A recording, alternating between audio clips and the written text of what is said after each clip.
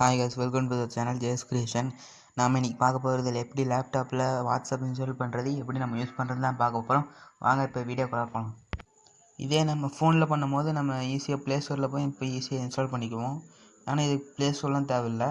உங்கள் லேப்டாப்பில் யூஸ் பண்ணுற ஏதாவது ப்ரௌசர் இருந்தால் மட்டும் போதும். நான் இந்த வீடியோவில் பண்ண போகிறது க்ரோமில் தான் போய் பண்ண போகிறேன். நீங்கள் உங்கள் லேப்டாப்பில் எது யூஸ் பண்ணுறீங்களோ அதே கூட யூஸ் பண்ணிக்கலாம்.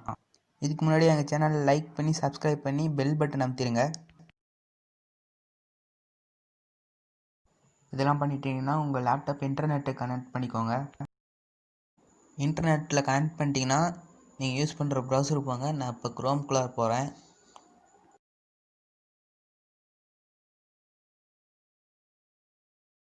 இப்போ நான் க்ரோம்குள்ளே வந்துட்டேன். நான் இப்போ வாட்ஸ்அப் வெப்னு மட்டும் டைப் பண்ணி சர்ச் கொடுக்க போகிறேன்.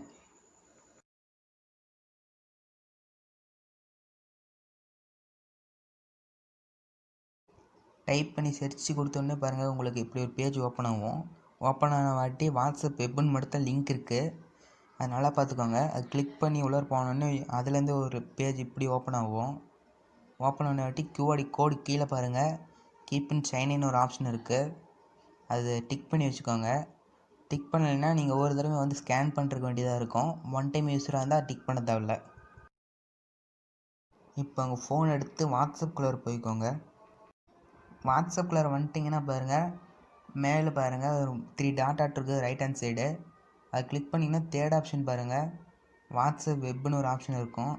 அதுக்குள்ளே போனீங்கன்னா நீங்கள் எதுலேயும் இதுக்கு முன்னாடி லேப்டாப்பில் கனெக்ட் பண்ணிங்கன்னா டேரெக்டாக ஸ்கேன் ஆகும்.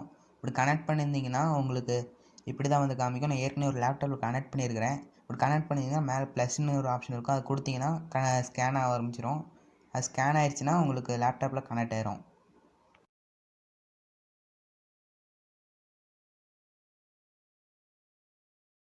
இப்போ பாருங்கள், எனக்கு கனெக்ட் ஆகிடுச்சு. கனெக்ட் ஆனோடனே பாருங்கள், எனக்கு கரண்ட்லி ஆக்டிவேட்டட்னு ஆயிடுச்சு. அப்படி அவங்க எப்பப்பெல்லாம் யூஸ் பண்ணுறாங்கன்னு சொல்லிட்டு லாஸ்இன் இதிலே கூட பார்த்துக்கலாம். கனெக்ட் ஆனோடனே உங்கள் லேப்டாப்பில் இப்படி தான் பேஜ் ஓப்பன் ஆகும். இப்போயே வெளியில் வந்துட்டிங்கன்னா நீங்கள் ஒரு தடவை சர்ச் பண்ணி தான் எடுத்துக்கிற மாதிரி இருக்கும். அதனால் ரைட் ஹேண்ட் சைடு பாருங்கள் 3 டாட் இருக்கும். அது கிளிக் பண்ணிங்கன்னா மோர் டூல்ஸ்னு அதிலே ஒரு ஆப்ஷன் இருக்கும். அது கிளிக் பண்ணிங்கன்னா அதிலே கிரியேட் ஷார்ட்கட்னு அதிலே ஒரு ஆப்ஷன் இருக்கும். அது கிளிக் பண்ணிங்கன்னா மேலேருந்து கிரியேட் ஷார்ட்கட் வாட்ஸ்அப்னு காமிக்கும். ஓப்பன் இன் டெஸ்க்டாப்னு கொடுத்து கிரியேட் கொடுத்துருங்க. இப்போ உங்களுக்கு டெஸ்க்டாப்பில் வந்திருக்கும். இப்போ எல்லாத்தையும் வெளியில் வந்துட்டு பாருங்கள், டெஸ்க்டாப்பில் இருக்கும். இப்போ பாருங்கள், டெஸ்க்டாப்பில் வந்தோடனே பாருங்கள், அந்த செட்டிங்ஸு கொஞ்சம் மாறி இருக்குது. இப்போ பாருங்கள், எனக்கு டெஸ்க்டாப்பில் வந்துருச்சு.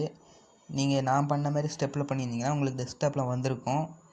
இப்போ நீங்கள் அதை கிளிக் பண்ணி நீங்கள் ஃபோனில் யூஸ் பண்ணுற மாதிரி போய் யூஸ் பண்ணிக்கலாம்.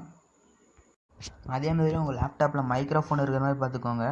அப்படி இல்லைன்னா நீங்கள் வாய்ஸ் மெசேஜ் மட்டும் அனுப்ப முடியாது, மற்றபடி நீங்கள் எல்லாம் யூஸ் பண்ணிக்கலாம். இப்போ நான் உங்களுக்கு ஒரு எக்ஸாம்பிளுக்கு ஒரு ஃபோட்டோ எப்படி அனுப்புறதுன்னு காமிக்கிறேன். உங்களுக்கு ஃபோனில் ஐக்கான் எப்படி ஃபோட்டோ அனுப்புகிற ஆப்ஷன் எப்படி காமிக்குமோ அதேமாதிரி லேப்டாப்லையும் காமிக்குது. அது கிளிக் பண்ணிங்கன்னா ஃபஸ்ட் ஆப்ஷனே பாருங்கள், ஃபோட்டோஸ் அண்ட் வீடியோஸ்னு இருக்கும். அது கிளிக் பண்ணோடனே உங்களுக்கு உங்கள் கம்ப்யூட்டருக்கு டெஸ்க்குக்கு போவோம். அது போன வாட்டி உங்களுக்கு ஃபோட்டோ எதில் இருக்கோ அதை கிளிக் பண்ணி அனுப்பிச்சிக்கோங்க. எனக்கு எடுத்தோடனே ஃபோட்டோ வந்துடுச்சு. அப்படி வரலைன்னா உங்களுக்கு எதில் டிஸ்கில் வச்சுருக்கோங்க அதை கிளிக் பண்ணி போய்க்கோங்க. இதில் கேப்ஷன் ஆட் பண்ணுறதா இருந்தால் கூட ஆட் பண்ணிக்கலாம். நான் இதில் எதையும் ஆட் பண்ண போகிறதில்ல, அப்படி அனுப்புகிறேன்.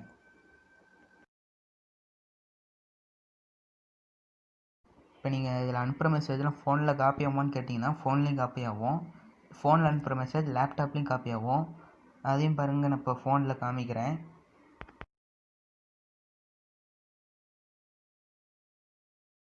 இந்த பாருங்கள், ஃபோன்லேயும் மெசேஜ் காப்பி ஆகுது. அதே மாதிரி தான் உங்களுக்கு ஃபோனில் அனுப்புகிற மெசேஜ் லேப்டாப்லேயும் காப்பி ஆகும். இப்போ பாருங்கள், தான் அங்கே ஒரு ஸ்டிக்கர் ஆப்ஷன் இருக்குது.